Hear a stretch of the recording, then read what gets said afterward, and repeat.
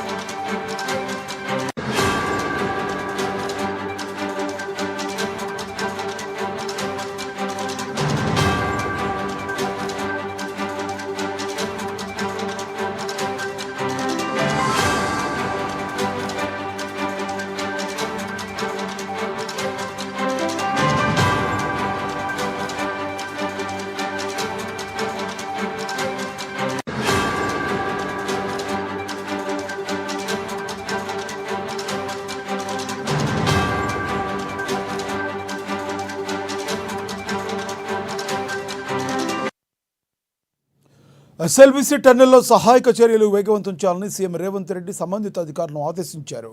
ఇవాళ ఎస్ఎల్బీసీ ప్రమాదం సహాయక చర్యల పురోగతిపై అసెంబ్లీ కమిటీ హాల్లో ముఖ్యమంత్రి రేవంత్ రెడ్డి సమీక్షించారు.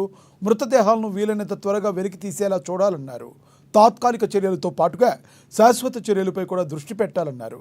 తగినంత జాగ్రత్తలు తీసుకుంటూ ముందుకెళ్లాలన్న సీఎం.